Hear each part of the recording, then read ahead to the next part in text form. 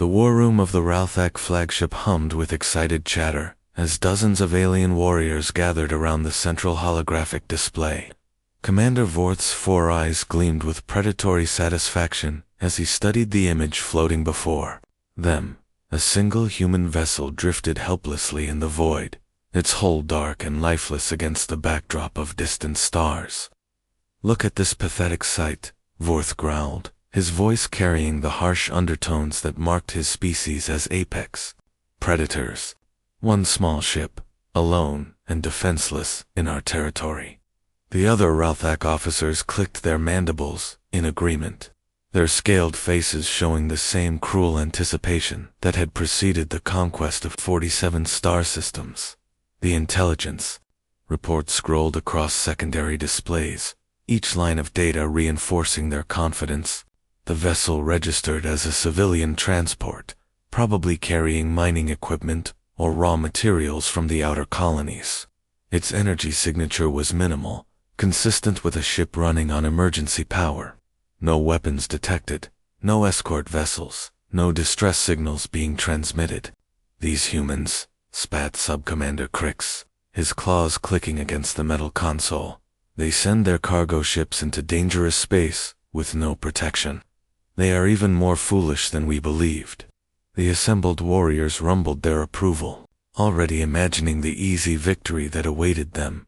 Vorth activated the tactical display, showing the positions of his 12 heavy cruisers arranged in a perfect hunting formation. Each ship was 3 times larger than the human vessel, bristling with plasma cannons that could reduce a small moon to molten debris.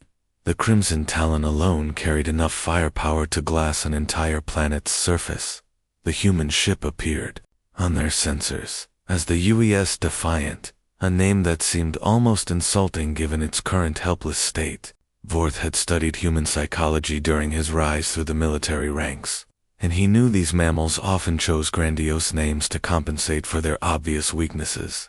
They were a young species, barely 50 years into spaceflight, with primitive technology and laughably small military forces. "Prepare the surrender demand," Vorth ordered, settling back in his command throne. "We will give them one chance to submit peacefully before we demonstrate the price of trespassing in Confederation space." His communications officer began composing the standard message, confident that the humans would immediately comply once they realized the hopelessness of their situation. Aboard the Defiant, the atmosphere was remarkably different from what the Ralthak expected.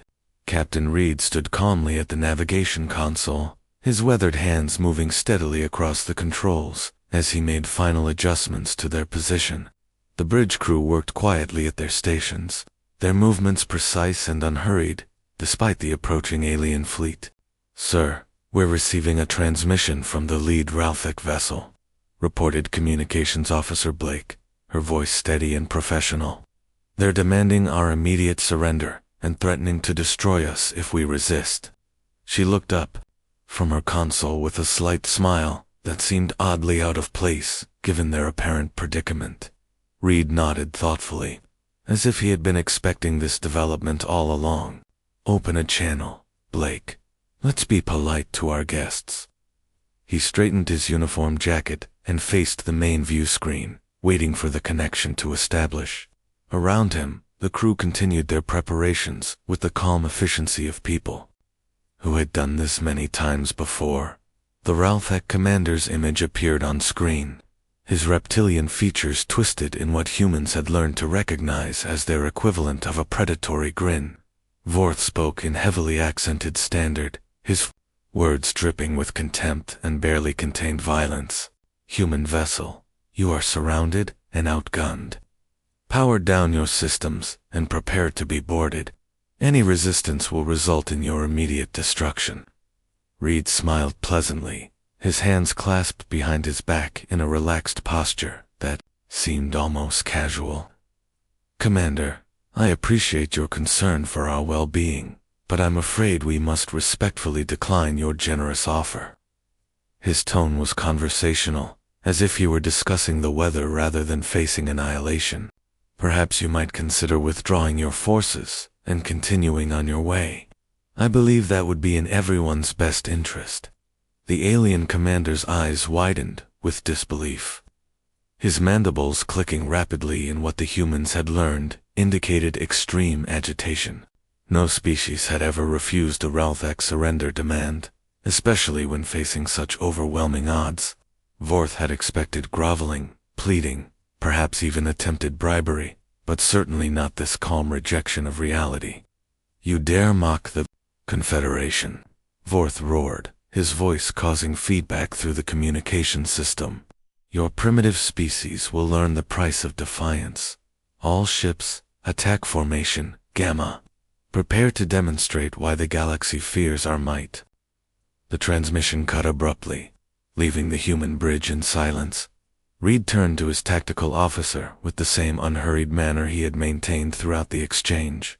"Well, Tom, it looks like they've made their choice. Bring us to full combat readiness, but keep the masking protocols active until the last possible moment." The young officer nodded and began entering commands that would transform their apparently helpless vessel into something entirely different. Unknown to the approaching Ralthak fleet, the Defiant was not the civilian transport their sensors indicated. Hidden beneath carefully designed electromagnetic barriers and false energy signatures, the ship contained some of humanity's most advanced military technology. The cargo readings that had attracted the aliens' attention were actually the power cores for experimental weapon systems, currently running at minimal output to maintain their disguise. The crew of 200 had been handpicked from the fleet's most experienced veterans, each one a specialist in their field with multiple combat deployments. They had volunteered for this mission knowing the risks, understanding that they might be vastly outnumbered, but confident in their training and equipment. More importantly, they shared something that set humanity apart from every other species. They had encountered the absolute refusal to surrender when the odds were against them. As the Ralthak ships moved into their final attack positions, Reed allowed himself a moment of quiet satisfaction. The aliens had taken the bait perfectly, committing their entire force to what they believed would be a simple execution. They had no idea that they were about to become participants in humanity's most important lesson about the dangers of underestimating an opponent. "All stations report ready, sir," announced Executive Officer Walsh, her voice carrying the same calm confidence that characterized the entire crew. "Weapons are charged, and targeting solutions are locked. We're ready to drop the masking field on your command." Reed nodded slowly, watching the tactical display as the enemy formation completed its approach. 12 heavy cruisers against one apparently defenseless transport ship. Exactly the kind of overwhelming superiority that had served the Ralthak so well in their previous conquests. Today, however, they would learn that some prey had evolved very different survival strategies. "Maintain current posture until they open fire," Reed ordered quietly. "Let them commit fully to their attack before we show them who they're really dealing with." The bridge fell silent, except for the soft hum of equipment and the steady breathing of crew members who had trained their entire careers for moments like this. The Defiant drifted motionless in space, maintaining the illusion of helplessness, while its true nature remained hidden beneath layers of technological deception.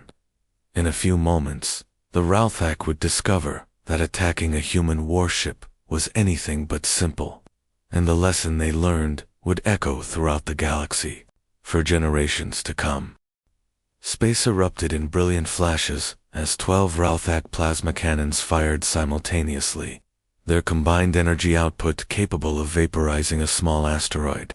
The coordinated barrage streaked across the void in perfect formation, each bolt of superheated matter aimed at a critical section of the human vessel.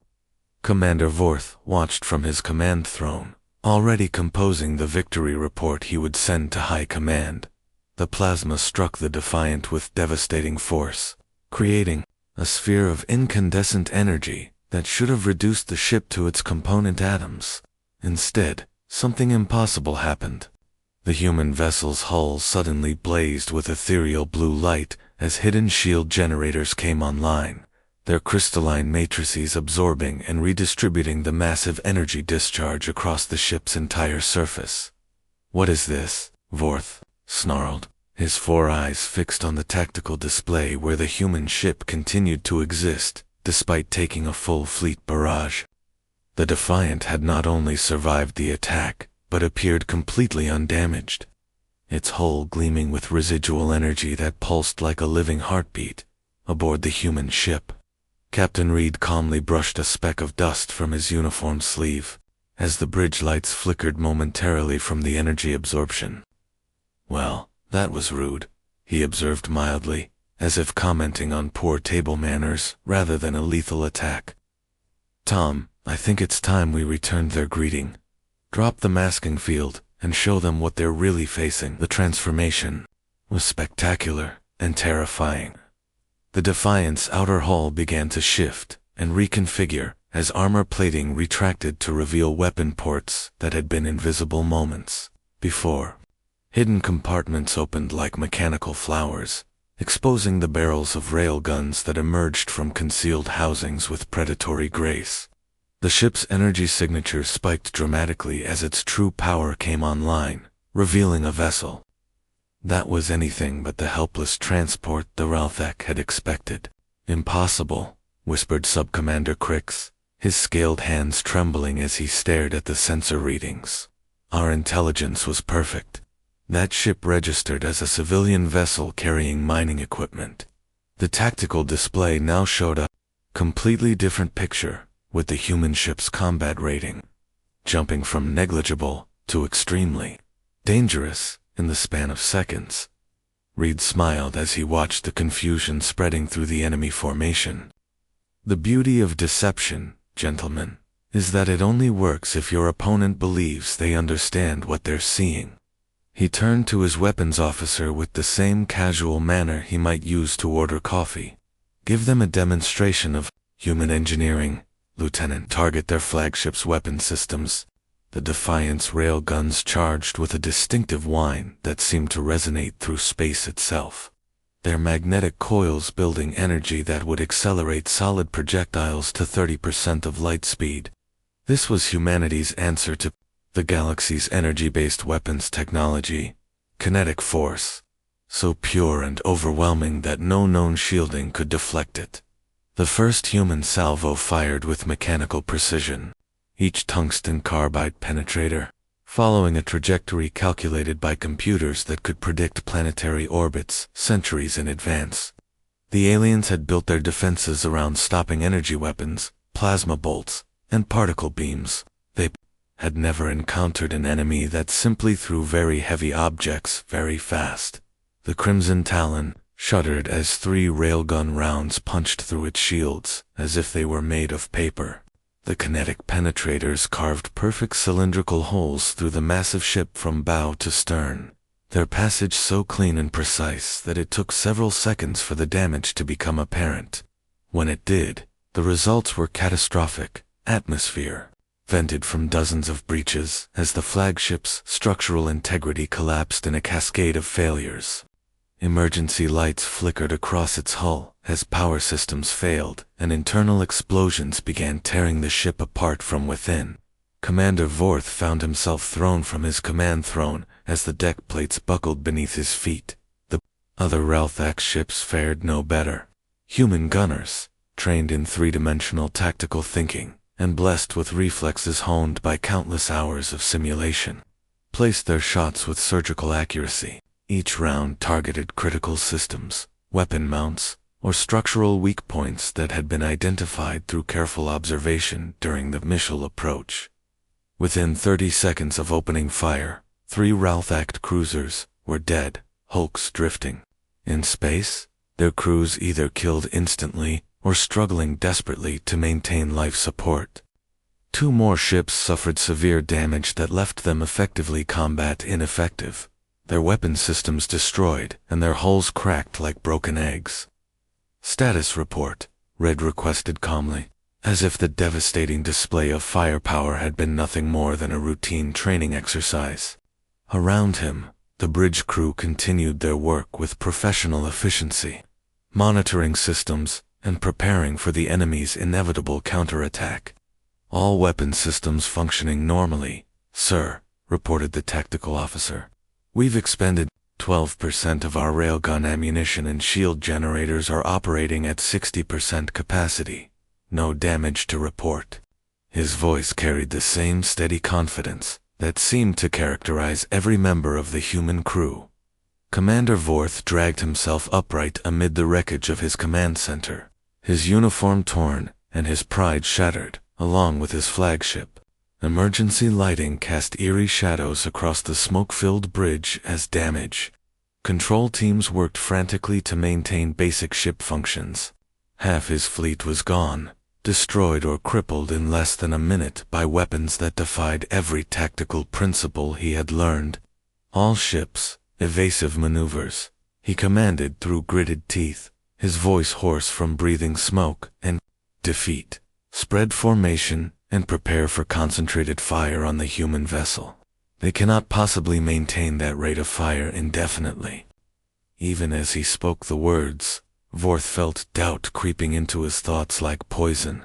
The surviving Ralthek ships began moving in different directions, trying to force the humans to divide their fire and reduce the effectiveness of those terrifying kinetic weapons.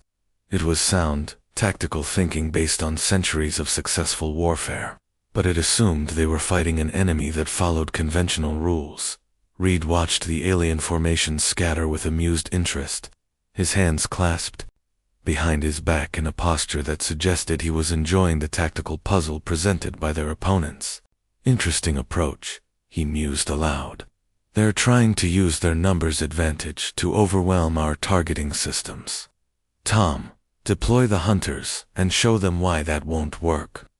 New contacts began appearing on the Ralthek sensors as the Defiant released dozens of small craft that had been concealed within its hull.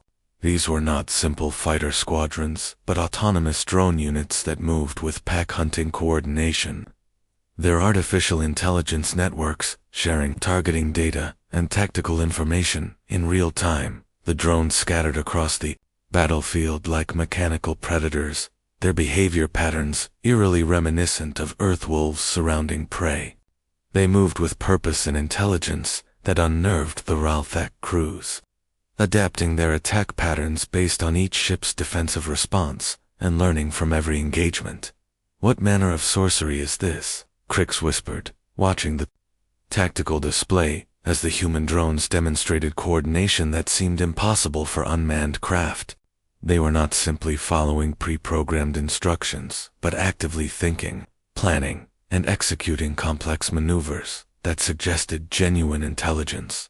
Vorth realized with growing horror that he had not stumbled upon a helpless cargo ship, but rather a technological demonstration of humanity's true capabilities. Every assumption his species had made about these upstart mammals was proving disastrously wrong, and the cost of that miscalculation was being measured in destroyed ships and dead crews. The battle was far from over, but already the Ralthek commander understood that they faced an enemy unlike any they had encountered before. These humans fought with creativity, adaptability, and technologies that challenged the very foundations of civilized warfare. Most disturbing of all, they seemed to be enjoying themselves. The remaining 7 Ralthek vessels regrouped at maximum weapons range, their commanders frantically trying to understand what had gone wrong with their perfect ambush. Sub-Commander Crix now found himself in charge of the fleet, after Commander Vorth's flagship had been gutted by those impossible kinetic weapons. His hands shook as he studied the tactical displays, watching the human drones circle his ships like patient vultures. "Analysis complete, sir," reported his science officer, her voice tight with disbelief. "The human vessel is not broadcasting any energy signatures consistent with known weapon technologies. Those projectile weapons appear to use magnetic acceleration rather than chemical propulsion, achieving velocities that should require massive power generation systems." She paused, checking her readings again. "Sir, the energy requirements alone should make their ship impossible." Crix clicked his mandibles in frustration, a habit that had served him well during his rise through the military ranks, but now felt inadequate in the face of this unprecedented situation. The Confederation had conquered 47 star systems by overwhelming their enemies with superior firepower and proven tactics. Every species they had encountered followed predictable patterns of warfare, using energy weapons and shield technologies that could be countered with established strategies. The humans were different. They fought like no civilized species should, employing weapons that seemed to ignore the accepted rules of space combat. Worse still, their ship moved with an agility that defied physics, performing maneuvers that should have torn it apart under the gravitational stresses involved. All ships, coordinated attack pattern Delta, Crix commanded, falling back on the tactical doctrines that had served the Confederation for generations. Converge from multiple vectors and concentrate fire on their engine section. No ship can maintain power to both weapons and propulsion while under sustained assault. The Ralthek vessels began their approach, their plasma cannons charging for another coordinated barrage. This time they would not make the mistake of underestimating their opponent. 7 heavy cruisers attacking simultaneously from different angles should overwhelm even the most advanced defensive systems. Aboard the Defiant, Captain Reed watched the enemy formation with the detached interest of a chess master studying his opponent's next move.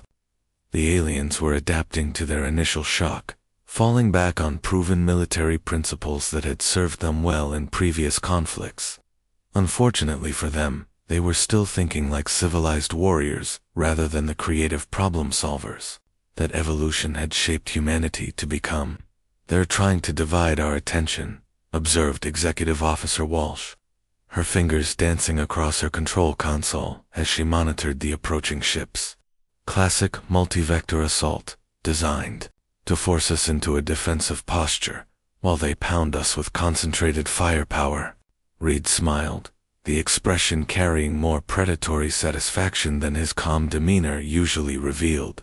"The problem with textbook tactics, Emily, is that they assume your opponent has read the same textbook." He turned to his communications officer with the same casual manner that had characterized his behavior throughout the engagement. "Blake, transmit our position to the Confederation fleet and request immediate assistance. Make sure they can intercept the message." The young officer looked puzzled but complied without question, sending a standard distress signal that any listening alien ship would easily detect. Within moments, the Ralthak sensors registered the transmission, and Crix felt a surge of satisfaction as he realized the humans were finally showing signs of panic. "Excellent," he growled, his confidence returning as the enemy revealed their desperation. "They are calling for reinforcements that cannot possibly arrive in time. All ships, maintain attack formation. We will finish this before their fleet can respond to their cowardly plea for help." What the Ralthtek commander did not realize was that the distress signal contained carefully crafted false information about the Defiant's condition and location. Reed was not calling for help, but rather baiting a trap that would use the aliens' own tactical assumptions against them. The first part of the human plan became apparent as to Ralthek cruisers moved to intercept the anticipated rescue ships, following standard doctrine that required them to prevent enemy reinforcements from reaching the battle. This divided the alien force and left the remaining ships vulnerable to the kind of asymmetric warfare that humans had perfected during their violent evolutionary history. "Now would be good, Tom," Reed said quietly, and the tactical officer triggered a sequence that had been prepared during their initial approach to the system. Hidden among the nearby asteroids, automated beacon transmitters activated and began broadcasting false sensor signatures that appeared to be additional human ships arriving via hyperspace. The Ralthek sensors registered dozens of new contacts appearing throughout the system, each one showing the energy signature of a human warship. Crix found himself facing what appeared to be an entire battle fleet rather than the single vessel he had expected to destroy. His carefully planned attack formation dissolved into chaos as ship commanders reacted to threats that seemed to materialize from empty space. Impossible, he whispered, watching his tactical display fill with hostile contacts that had not existed moments before. Our long-range sensors showed no other ships in the system. Where did they come from? His science officer frantically worked to verify the readings, but the sensor ghosts appeared, completely authentic, down to their individual drive signatures and weapon emissions. Read aloud himself, a moment of quiet satisfaction as he watched. The enemy formation fragment, under the pressure of facing an apparently superior force. The beacon transmitters would only fool their sensors for a few minutes, but that was long enough to demonstrate humanity's greatest advantage over every other species.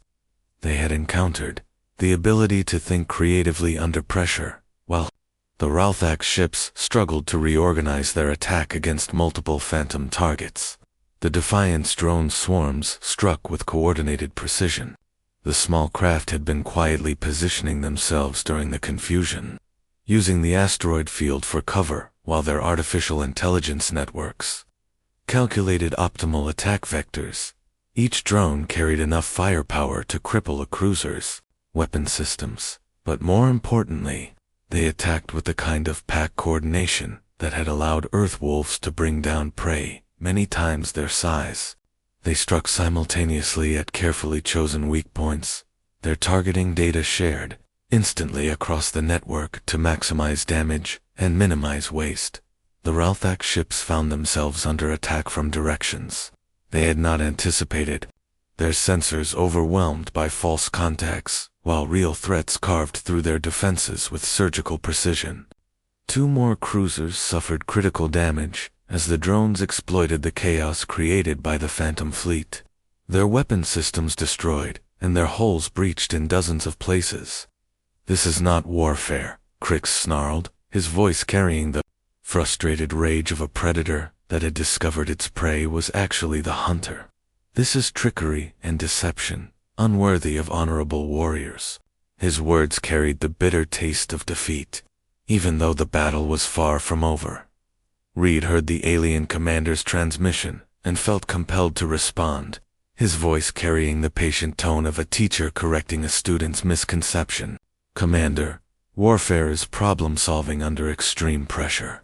Honor is what we call it when we win, and history is written by those who survive to tell the story." The channel closed, leaving the Ralthak to contemplate the harsh reality of their situation. The human approach to combat reflected their species' evolutionary history as persistence hunters who had dominated their homeworld not through superior physical attributes but through intelligence, cooperation, and the stubborn refusal to accept defeat. They had carried these traits into space, creating weapons and tactics that reflected their fundamental nature as adaptable problem-solvers. As the phantom contacts began to fade from the Ralthak sensors, Crix realized that he faced an enemy that fought by completely different rules than any civilized species. The humans did not seek glorious victory through superior firepower, but rather whatever advantage they could create through cunning, deception, and technologies that challenged basic assumptions about how space combat should work. With only 3 ships remaining in fighting condition, the Ralthak commander faced a choice that no member of his species had ever confronted: surrender to a supposedly inferior enemy, or continue fighting against opponents who seemed to treat deadly combat as an intellectual exercise. Either option would forever change how the galaxy viewed both the Confederation and the strange mammals who had refused to die quietly when cornered. Desperation drove Subcommander Crix to a decision that would have been unthinkable at the start of the engagement.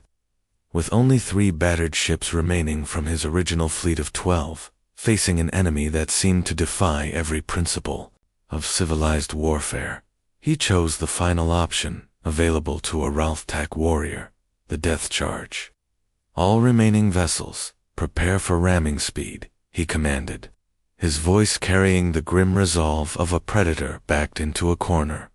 "We will show these mammals that some victories come at a price too high to pay. Full power to engines, abandon all defensive systems." The surviving ship commanders acknowledged his orders with the fatalistic acceptance of warriors who had run out of conventional options. The 3 Ralthak cruisers turned toward the Defiant with their engines blazing at maximum output, their massive hulls accelerating to speeds that would turn them into kinetic weapons capable of destroying anything they struck. It was a tactic of last resort, trading the lives of their crews for the certainty of mutual destruction. No ship could survive direct collision with 3 heavy cruisers simultaneously. Reed watched the enemy approach with the same calm interest he had maintained throughout the battle, his hands clasped behind his back as he studied the tactical display. The alien ships were committing everything they had left to this final attack, abandoning any hope of survival in exchange for the chance to inflict damage on their tormentors. Interesting choice, he mused aloud, his voice carrying the tone of someone observing an academic experiment rather than facing imminent death. They're willing to sacrifice themselves rather than accept defeat. You have to admire that kind of commitment, even if it's tactically unsound. Executive Officer Walsh glanced at her captain with the expression of someone who had served with him long enough to recognize the signs of an impending demonstration. "Sir, should I prepare the phase shift generators?" Her question was asked, with the casual manner of someone requesting permission to adjust the lighting rather than activate humanity's most closely guarded technological secret. "I think that would be appropriate, Emily," Reed replied with a slight smile. "Let's show our guests why ramming attacks went out of fashion once proper defensive systems were developed." He turned to address the bridge crew with the same conversational tone he might use to discuss dinner plans. "All hands, prepare for dimensional phase shift." This might feel a bit unusual for first-timers. The Defiant began to change in ways that challenged every law of physics known to galactic civilization. The ship's hull became translucent, its solid matter shifting partially out of normal space-time as exotic energy fields manipulated the fundamental forces that held reality together. The vessel remained visible, but existed in a state that was neither fully real nor completely absent from the physical universe. Crix watched in horror as his 3 ships approached the human vessel at ramming speed, their combined mass representing enough kinetic energy to crack a small moon. The collision should have been spectacular, a mutual annihilation that would at least allow the Confederation to claim they had made the enemy pay for their victory. Instead, the Ralthak cruisers passed harmlessly through the Defiant's position, like ghosts moving through solid matter. The human ship occupied the same space as the attacking vessels, but somehow remained untouchable, existing in a dimensional state that allowed physical matter to pass through it. Without interaction, the 3 Ralthak ships emerged on the other side of their target completely undamaged but, having achieved nothing except the complete expenditure of their remaining fuel and ammunition. They now drifted helplessly in space, their crews staring at sensor readings that showed their ramming attack had failed in a way that defied every known principle of physics. "What are you?" Crix whispered, his voice barely audible as he stared at the tactical display, where the human ship had returned to normal visibility. No species possesses technology that can manipulate dimensional barriers. Such things exist only in theoretical physics. Reed's image appeared on the Ralthak communication screens, his expression carrying the patient demeanor of a teacher preparing to deliver an important lesson. "Commander, I think it's time we had an honest conversation about what you've encountered here today." His voice was calm and measured, completely at odds with the technological impossibilities he had just demonstrated. "The vessel you attacked is designated as the UES Defiant, and it serves as a testing platform for experimental technologies that won't reach our main fleet for another decade." Reed continued, settling back in his command chair with the relaxed posture of someone delivering a routine briefing. "You've had the honor of serving as test subjects for weapon systems that most human engineers consider obsolete by current standards."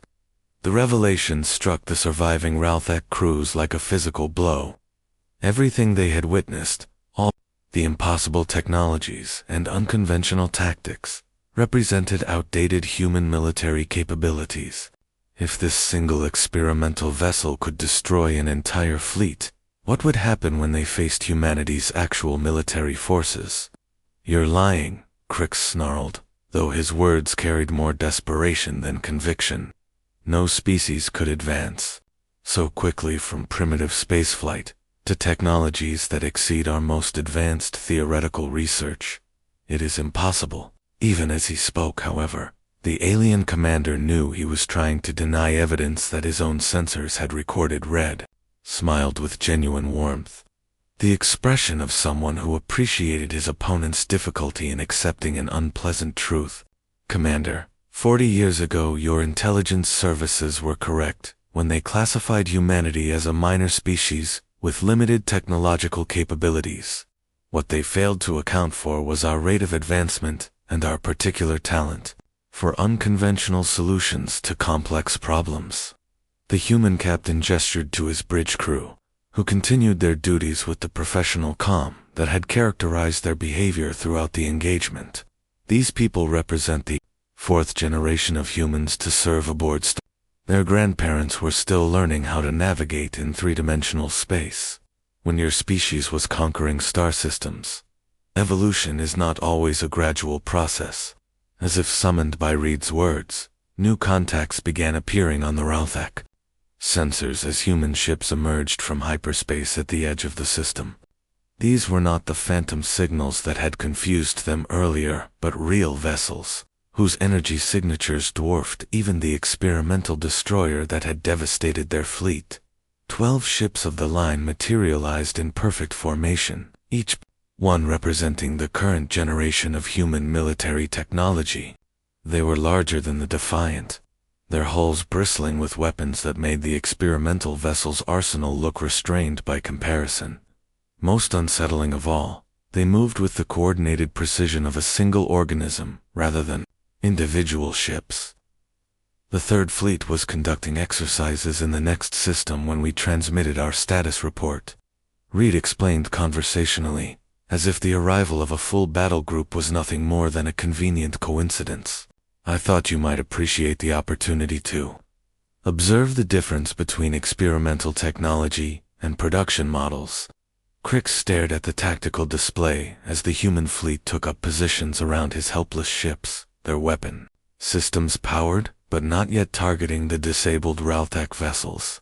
Each ship represented firepower equivalent to an entire Confederation battle group. Yet they held their fire with the discipline of professional military forces rather than vengeful conquerors. "What do you want from us?" the alien commander asked, his voice hollow, with the realization that his species had stumbled into a conflict they could never win. The proud Ralthak Confederation, masters of 47 star systems and terror of countless species, had been reduced to begging for mercy from mammals they had dismissed as primitive upstarts. Reed's expression became serious as he considered his response, weighing words that would determine the future relationship between two galactic civilizations. "What we want, Commander, is for you to return to your people with a message. Humanity has no interest in conquest for its own sake, but we will not tolerate unprovoked attacks on our vessels or citizens." The human captain paused, allowing his words to sink in before continuing with the inexorable logic that had driven his species from cave-dwelling hunters to masters of technologies that challenged reality itself. "You came here expecting to destroy a helpless cargo ship and instead discovered that appearances can be deceiving. Consider carefully what assumptions you might be making about our true capabilities." As the communication ended, Crix found himself facing the most difficult decision in Ralthak military history. He could continue fighting against impossible odds and guarantee the extinction of his species, or he could swallow his pride and carry word of humanity's true nature back to the Confederation leadership. Either choice would forever change how the galaxy viewed both species, but only one offered hope for survival. The demonstration was complete, but the lesson it taught would echo through space for generations to come. The humans had shown mercy when they could have chosen annihilation. but they had also made clear that such mercy was a choice, rather than weakness. The galaxy would never again make the mistake of assuming that humanity was anything other than exactly what they chose to reveal. The medical bay of the Defiant was unlike anything Subcommander Crix had expected from a species his people had dismissed as primitive mammals. Advanced diagnostic equipment hummed quietly around him, while human medical personnel worked with efficient precision to treat the injuries he had sustained during the battle. They showed no hostility toward their former enemy, treating him with the same professional care they would provide to their own wounded. Dr. Hayes looked up from her medical scanner with the calm expression that seemed characteristic of all humans aboard the ship. The burns on your arms should heal completely within a few days, Commander. Your species appears to have excellent regenerative capabilities. Her tone was conversational, as if she were discussing the weather rather than treating someone who had been trying to kill her shipmates hours earlier. Crix flexed his claws experimentally, surprised to find that the pain from his injuries had disappeared under the human medical treatment. "Why are you helping me?" he asked, his voice carrying genuine confusion. "By the laws of war, I am your prisoner. My people would not show such consideration to defeated enemies." The human doctor smiled as she packed away her equipment, her movements unhurried despite the unusual circumstances of treating an alien patient. "Perhaps that's why your people ended up in this situation, Commander. Healing is what we do here, regardless of who needs treatment." She gestured toward the door where Captain Reed waited patiently. "The captain would like to speak with you, when you feel ready." Reed led Crix through corridors that revealed the true nature of the ship that had devastated his fleet. What the Ralthak had assumed was a simple cargo vessel contained laboratories, workshops, and training facilities that spoke of technological capabilities far beyond anything the Confederation had achieved.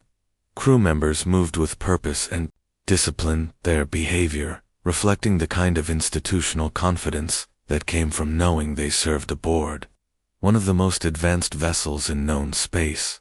"This tour usually takes about an hour," Reed explained as they walked, his casual manner suggesting he regularly showed alien prisoners around his ship. "I find that most visitors appreciate understanding what they encountered before they return to their people with reports that no one will initially believe." The first stop was the weapons bay, where technicians worked on maintaining the railguns that had proved so devastatingly effective against Ralthak armor. Crix studied the simple but elegant design, noting how human engineers had achieved overwhelming, destructive power through the application of basic physics rather than exotic energy manipulation. "Your weapons ignore our shields," he observed, running one scaled finger along the smooth barrel of a railgun that had helped destroy his fleet. "How did you know our defensive systems would be ineffective against kinetic weapons?" Reed smiled with the expression of someone who enjoyed discussing technical challenges with a knowledgeable audience. "We didn't, initially, but we studied recordings of Confederation battles and noticed that every species you fought used energy-based weapons exclusively. That suggested your defenses were optimized for that type of warfare." The human captain gestured to a nearby display showing various projectile designs, each one engineered for specific tactical applications. "Humans have a saying, Commander, when everyone expects you to use a sword, victory often goes to the person who brings a gun. We simply applied that principle to space combat."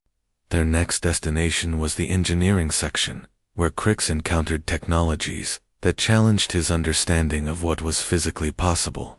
The dimensional phase generators that had allowed the Defiant to survive his fleet's ramming attack occupied an entire deck, their exotic matter cores contained within magnetic fields that bent light around their edges.